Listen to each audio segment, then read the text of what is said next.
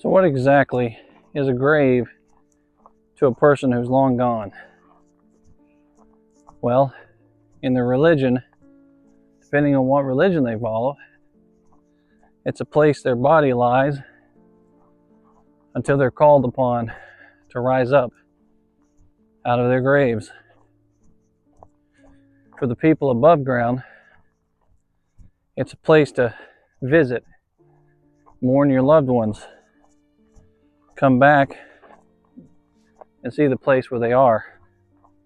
Maybe even rekindle some memories that you had with them. To soldiers, a grave can be anywhere. It can be on a long lost battlefield. It can be in a family cemetery. It can be in a place like this place here in Manassas. Well, today we're going to talk about a grave of a soldier and the headstone that went missing and where the headstone is today.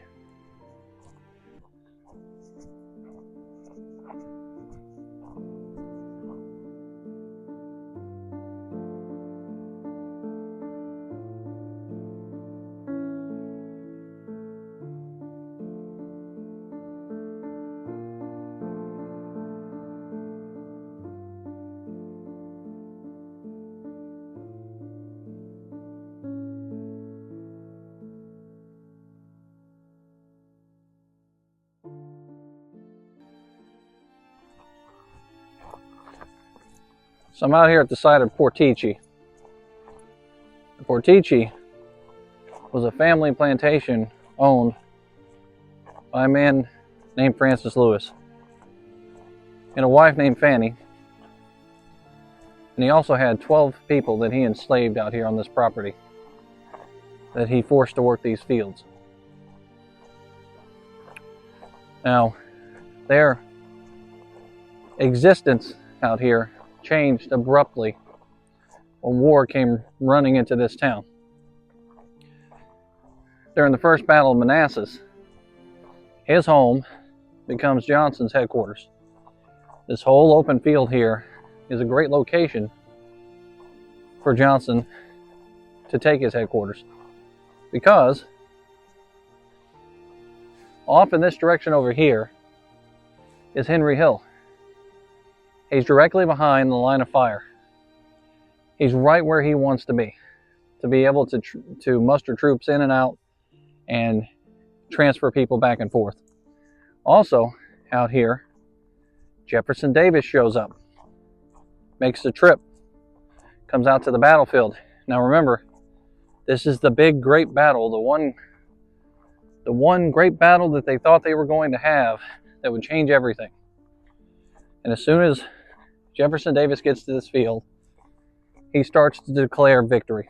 He starts mustering and rallying troops and talking about the cause and the winning day that the Confederacy is having. They're going to defeat their foe. But what he and all those soldiers and the generals on those fields did not know, that this was just the beginning.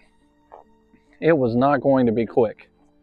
And if anything, the death count out here, the death toll, which at the time wasn't really anything compared to what was going to happen in the future in other battles. But the death toll was shocking to the public. The fact that any 16,000 troops on either side could fight each other and have a death toll of somewhere near 1,000 was horrifying to the public. But Jefferson Davis was out here at this land where I'm at right now with Joseph Johnson, and they were celebrating their victory. Meanwhile, many troops were strewn across this land with injuries.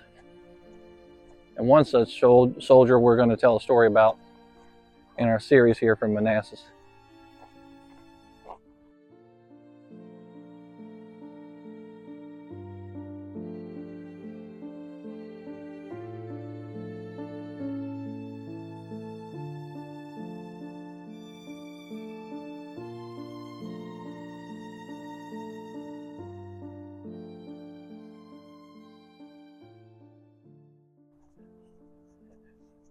Benjamin Franklin Ward was a soldier in the 7th Georgia, and he was up here far away from home with his comrades in Manassas.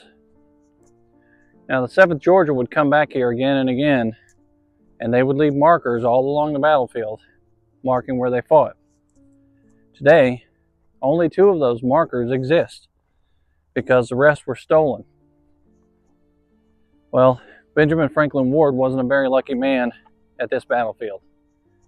Although he dreamed of big things happening and him getting glory in war and being a hero, what he got instead was a bullet at Henry Hill. Benjamin Franklin Ward was mortally wounded there, and after his wounding, he was brought to the Lewis house to be cared for.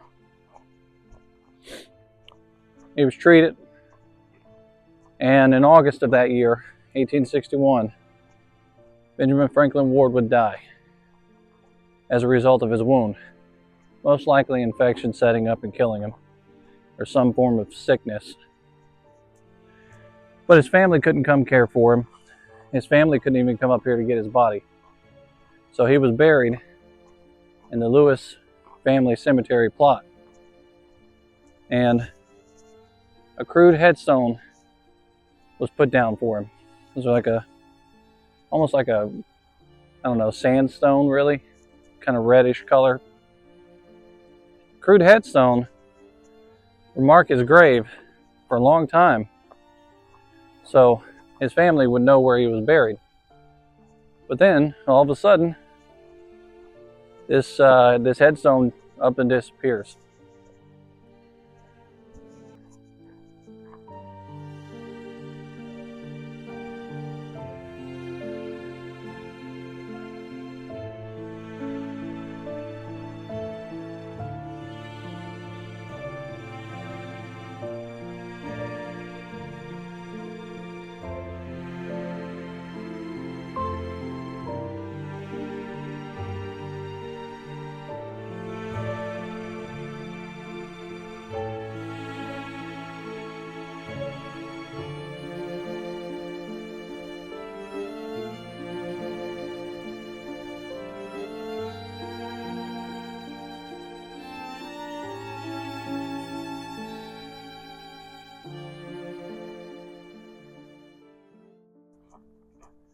Fast forward years and years later.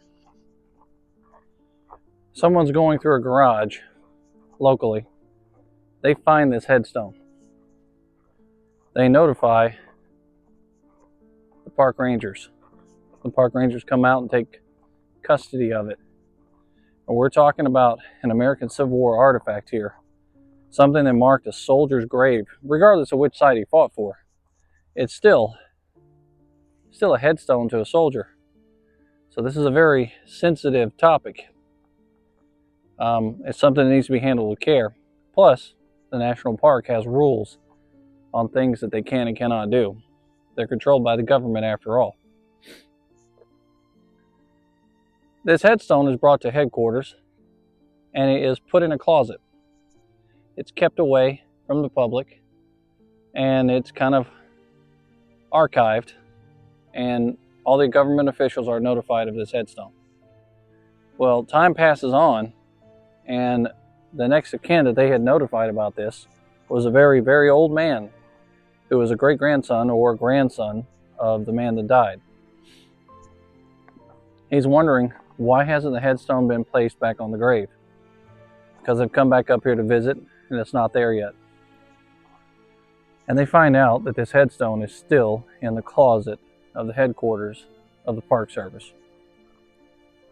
And when they ask them why, they're told that there's too much congressional red tape around it, that the topic is sensitive and there's nothing they can do about it.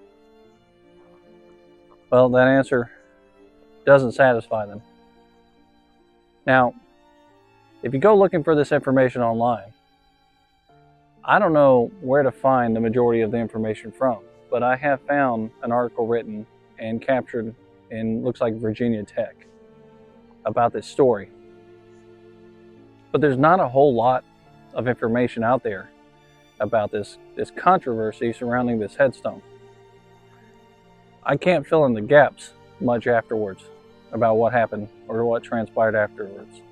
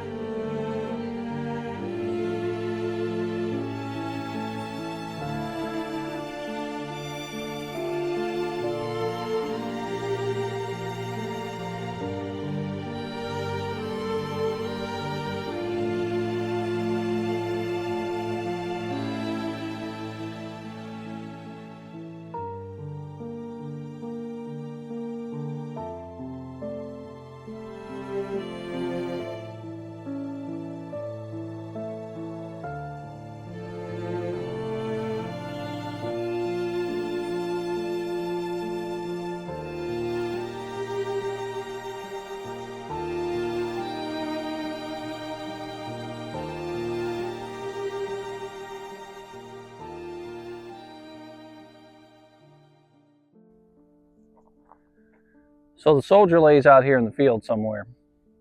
He's in a Lewis family cemetery plot. I'm going to have to break out the old map and try to find it eventually.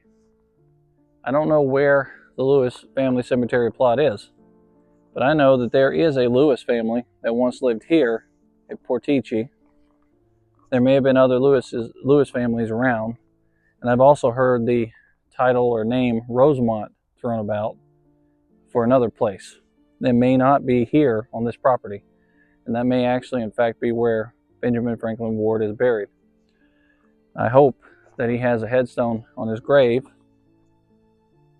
because today the headstone that was tucked away in the closet for a very long time, and the park saying they had no intentions of displaying his headstone, is now displayed in their visitor center for the whole world to see. And it talks about Private Benjamin Franklin Ward. And the only thing it says is that he was wounded and he died in August of 1861 as a result at the Lewis family home. It's an amazing story.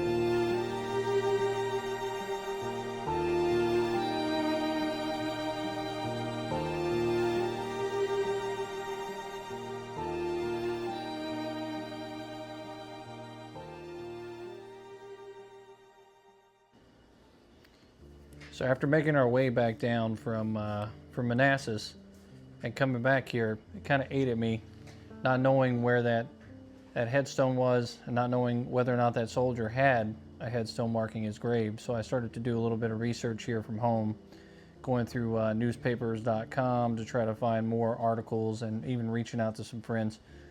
And I did actually find more information. So there was an article that was out in several newspapers that actually talked about the family member and his concern for his ancestor.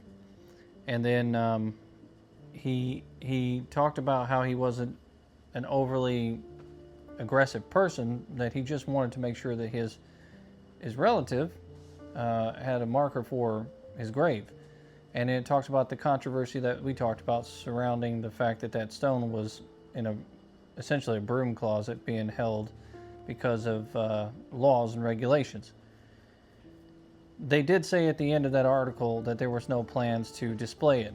and it never made its way back to that grave. But after doing some research, I did find that the grave itself is actually marked with a headstone, and it details the information of the soldier on the headstone, the year he was born, the year he died, and that's pretty much about it, other than his company and unit that he was in. Now, the company he came from, when you do research on that, you find out that he actually came out of Cobb County, Georgia, which is pretty interesting to know too.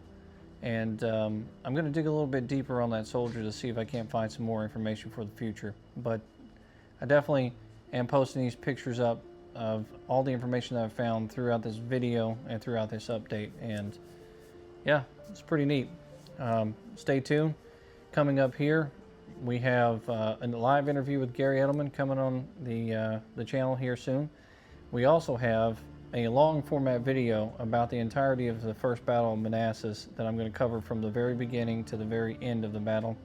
Do my best to cover the highlights and the best parts of the field and some areas that most people don't travel and don't go to see. So stay tuned. Come back and check us out. We got more to come.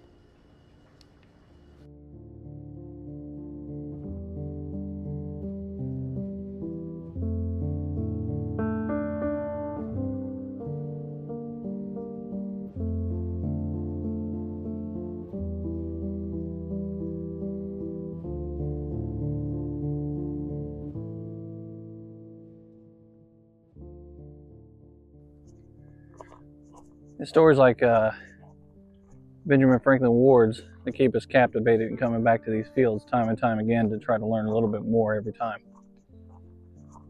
And that's what I hope to bring in these videos. A little bit of information for anybody that wants to know. And maybe when you come back out to these places, you have a little something extra for your tool bag there, your pocket, that you can take with you. And maybe remember some of these men that fought out here. Till next time, this is History with Waffles.